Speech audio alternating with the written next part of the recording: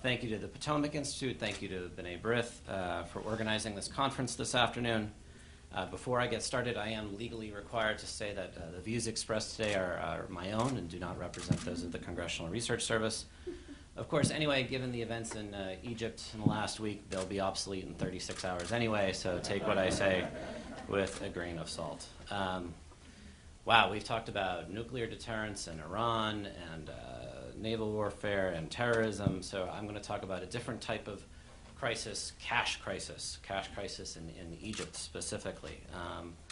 It's a security challenge for us in the transatlantic partnership, and I'd like to look at how this economic challenge is affecting our policy toward Egypt. Now that the presidential election is behind us in Egypt, I do believe that in the months ahead, one of the major issues will be trying to cope with Egypt's fiscal deficit and economic problems. It'll be a serious concern.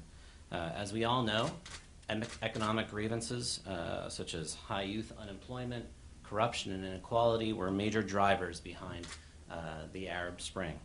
And yet in Egypt, nearly a year and a half later, since the January 2011 revolution, the overall economic situation there still remains critical, if not worse.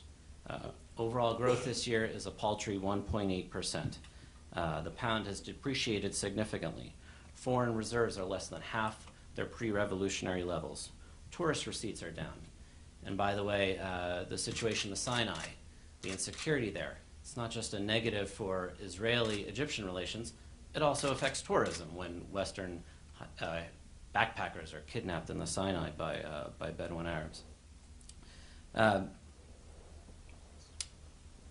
FDI is down, foreign direct investment is way down, and a major trading partner, the European Union, of course, is in the throes of its own debt crisis. Now, to sort of meet the challenge, the economic challenge, and to prevent instability in the streets, well, more instability in the streets, the government of Egypt has increased public sector salaries on the 6 million Egyptian public sector employees in the country, and also increased payments of subsidies. Now, when you increase social spending to the degree that they have, they've created a huge fiscal deficit for this current fiscal year, their fiscal year, about $24 billion. Up to now, they've been borrowing domestically from their own banks to meet the fiscal deficit. Now, I'm not an economist, but from what I've read, the consensus out there seems to be that this is no longer tenable, that they're going to have to seek international financing and lending.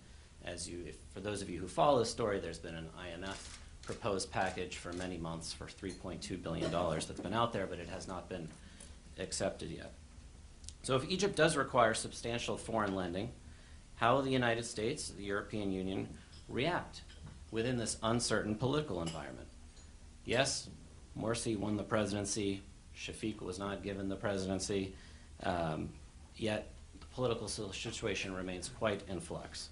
You have the military council, the SCAF, still ensconced, a president who has some authority on paper, but we don't know what authority he'll actually exercise. You have a dissolved parliament and the military council exercising legislative authority. And you have no permanent constitution, and the body that's supposed to write the constitution, their validity is in question. Under these conditions, will the international community assist the government of Egypt in the short term? Never mind helping foster a long-term approach to economic stability. Will private business invest with confidence? Would Egypt's sort of hybrid military Muslim Brotherhood government accept possible conditions on foreign financing? Do they have a choice? Or will other foreign nations, like Arab Gulf states, maybe some of the BRIC countries, step in and provide more generous terms? Now, there are many calculations that are going to sort of address this issue of how to assist Egypt in the months ahead. Calculations that U.S. policymakers, European policymakers are making, and Egyptian leaders themselves. So let's look at some of these specific calculations in 3 minutes. Okay, first of all, there's our own domestic politics. As you know, we're in an election season. Foreign aid isn't exactly a robust campaign to run on if you're an aspiring politician. So the idea that there's a lot of U.S. bilateral additional foreign aid out there for Egypt, it just doesn't seem quite plausible. Egypt's existing $1.55 billion program is already under quite a bit of scrutiny. It has been for several years. There is an Obama administration proposal, not specifically for Egypt, but for Arab countries in transition. It's a $770 million request to Congress to provide foreign aid projects in Arab countries undergoing transition, provided that they undertake certain types of reforms or benchmarks in return for the money. It's a $770 million proposal from the administration. The House has not funded it to date. The Senate has proposed $1 billion. So we're quite a ways off between the two. Perhaps there'll be a negotiation later on in the year. But nevertheless, even this money isn't necessarily for Egypt exclusively. There's not a lot happening on the bilateral aid. Mostly what Egypt is looking for is lending. Egypt has its own domestic political considerations to take into account. During Egypt's various campaign season, foreign lending was a major issue. Salafi parties making an issue of it, not wanting to go to international creditors to help finance infrastructure projects. Foreign lending goes into the very heart of Egyptian nationalism and anti-colonial narrative that's very, very powerful in its politics. And it's going to be difficult, perhaps, depending on the types of conditions that lenders may require, for the Muslim Brotherhood to cut social benefits at a time when so many people in Egypt are in dire economic straits. Then, of course, there's our perceptions, the U.S. and EU perceptions of Egyptian government behavior on many different fronts. There's the perceptions of how the political process will move forward from here. Will there be a continued move towards civilian rule, or will the military obstruct that process? And how will that affect calculations of how willing international financial institutions, foreign governments, are willing to support Egypt? There's, of course, what are our perceptions of the Muslim Brotherhood and what they're doing? As you may know, when Obama administration officials are asked about what should U.S. policy, what should the approach be toward the Muslim Brotherhood, the standard response is we will judge them by their actions. Well, what will their actions be on critical issues like women's rights or religious minority rights? And how will that play into to foreign governments and foreign perceptions and attitudes?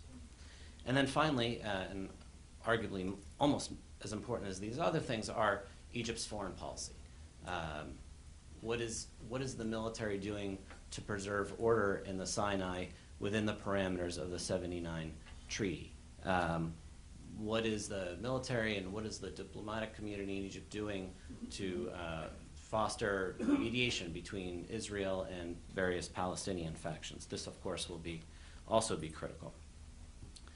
A fourth calculation, which inevitably we've gone back to for years, is the broader question of Egypt geographically, its geostrategic importance in the world, its weight in the Arab world as the largest Arab country, and the cultural weight it bears, its importance to our military posture globally in terms of Suez Canal passage, in terms of overflights, and then this concept of Egypt being too big to fail, that instability in Egypt is going to have huge negative ramifications across the region, that we can't simply allow tremendous unrest to return to the streets because of a desperate economic situation.